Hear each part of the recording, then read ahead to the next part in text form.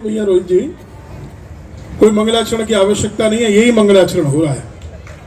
इससे बड़ा क्या मंगलाचरण होगा? बात श्री बागेश्वर की हो रही है, ब्रज की हो रही है, क्यों नहीं होगी जीवन भाई साहब? एक राशि है दोनों की, वृष राशि है दोनों की। लेकिन हम ये नहीं भूलें, पूज्य महाराज जी को प्रणाम, पूज्य स्वामी जी को प्रणाम, सभी संतों को नमन करते हुए एक साथ मैं बात आपके पते की कहूंगा।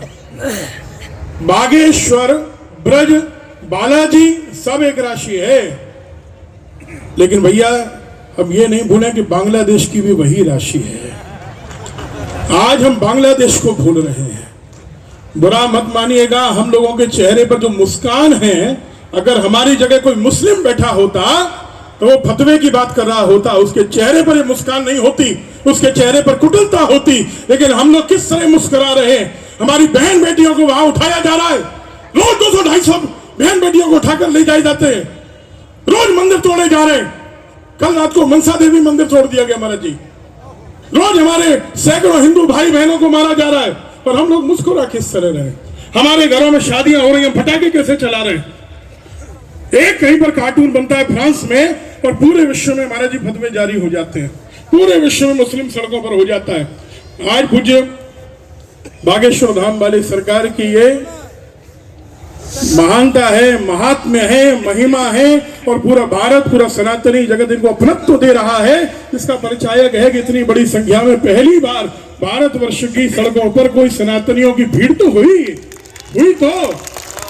लेकिन हम निवेदन करेंगे आदरणीय भैया, हम निवेदन करेंगे बिना फॉर्मेलिटी के आप अगली यात्रा जैसे घोषणा की ब्रज में ही निकालें, और ब्रज में बाहर से आप सब आइएगा, लेकिन इसके साथ साथ ब्रज से इससे चौगुनी भीड़ आपको ब्रज से ही मिलेगी। और ब्रज में कोई गांव नहीं होगा, कोई गांव नहीं होगा जहां आपकी आरती नहीं हो रही होगी, आरता नहीं हो रहा होगा, पुष्प वर्षा नहीं हो रही होगी, स्वागत नहीं हो रहा होगा। लेकिन मैं ये मानता हूं कि हम ओरछा की इस पवित्र धरा पर है कि ब्रज में ब्रज रस का सबसे ज्यादा परिचय देने वाले इसी ओरछा की पुण्य भूमि से पधारे हैं। बहुत बड़े बड़े रसिक हुए, लेकिन ब्रज रस रसिक श्री हरिराम व्यास जी जैसा रसिक ब्रज में कोई नहीं हुआ। श्री भक्तमाल जी में महर्षि गाते हैं, श्री व्यास जी जैसा रसिक कौन होगा। और हम ओरछा की इस पुण्य भूमि पर पधारे, ये हमारा सौभाग्य है। जहां यात्रा ठहरी है, ऐसी यदु विलास में मुझे उद्घाटन के समय कथा कहने का अवसर प्राप्त हुआ। भैया उमेश यादव जी हमारे पिताजी के कृपा पात्र हैं, उन्होंने बड़ा स्वागत किया। मैं एक बात कहूंगा कहने के लिए, हम लोग जाति पाति का भेदभाव दूर कर देते हैं। भैया ने करके दिखाया, हम लोग देख रहे थे कल।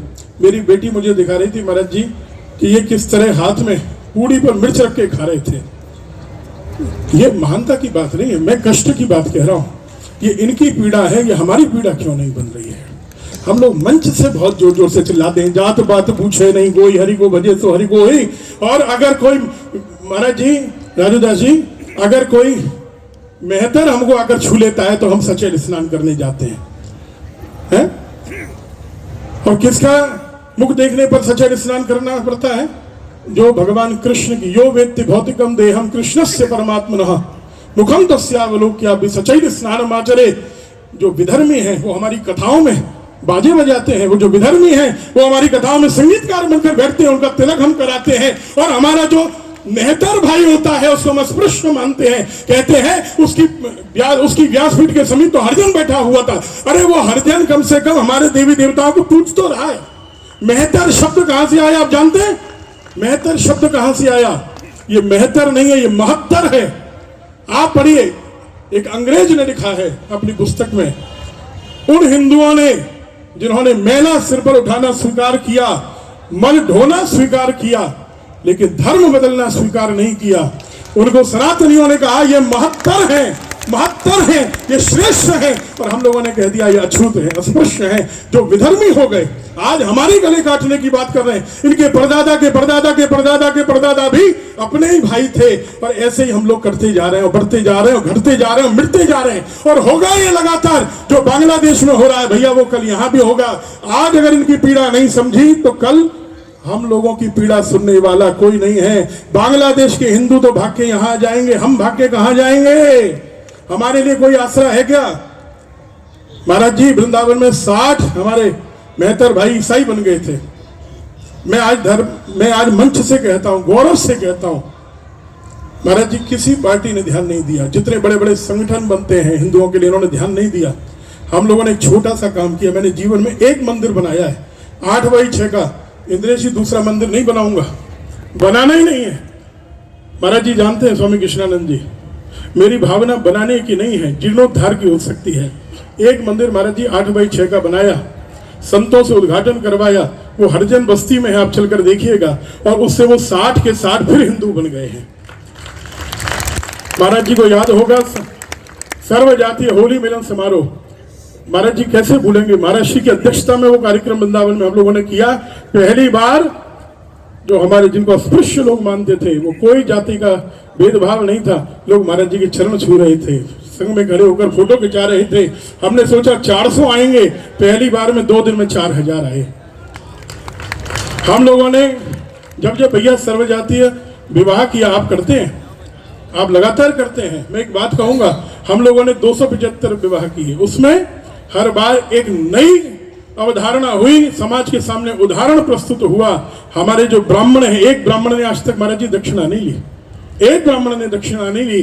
और सबसे पहला कन्यादान, वो किसी भी जाति की कन्या हो, हमारा विप्र समाज करता है, ब्राह्मण पंडित करते हैं और अपनी ओर से कन्यादान करके 1100 रुपए की राशि देते हैं। ये ब्रज धाम है, ये वृंदावन धाम है हम लोगों के लिए। महाराज जी मैं तो झाड़ू लगाता हूँ, आप जानते हैं, मैं खूब झाड़ू लगाता हूँ, मैं कीचड़ निकालता हूँ। और मैं हर अमावस्या, मेरी कोई एकादशी नहीं होती कि मैं ज्यादा भजन करूं, क्षमा चाहता हूं, लेकिन मेरी एकादशी को मैं झाड़ू जरूर लगाऊंगा, मेरी अमावस्या पूर्णिमा को मैं झाड़ू जरूर लगाऊंगा। और अपने हरिजन भाइयों के साथ में गले में हाथ डालकर खूब आनंद मनाऊंगा, क्योंकि मुझे गर्व है कि वो मेरे भाई हैं। अगर आपको कष्ट होता है तो आप छूने से नहा लीजिएगा। अरे वो अगर गंदगी को साफ करने के बाद घर में जाकर नहाते हैं तो हम भी घर में जाकर नहाते हैं। लेकिन अगर हम जाति पाति की बात करेंगे तो कटते चले जाएंगे, समाप्त होते चले जाएंगे। आज ये पीड़ा हमको समझने की आवश्यकता है। ब्रजमंडल से बहुत बड़ी संख्या में सभी धर्माचार्य पधारे हैं और संख्या बड़ी अच्छी है महाराज जी। 11 गाड़ी में 51 लोग आए हैं, संख्या बड़ी अच्छी है। मैं भैया कल बोलूंगा, कल रुकूंगा यहाँ। हम सब रुकने वाले हैं, भागने वाले नहीं हैं। हमें कष्ट है कि हम 9 दिन नहीं आए, लेकिन अगली यात्रा होगी तो आप जितने दिन की निकालेंगे, हम सब पूरा समय साथ में चलने वाले हैं, हर प्रकार से चलेंगे। अभी रात्रि को दाऊ जी मंदिर के रिसीवर साहब भी आ रहे हैं, बरसाना से सेवायत आए हैं, गोकुल से चेयरमैन साहब आए हैं, ये हमारे सब मथुरा से आए, गोवर्धन से आए, कि जितने भी संत महात्मा पधारे, श्री वंशीदास जी पधारे हैं वंशीवट से, ये संत पधारे हैं, भागवताचार्य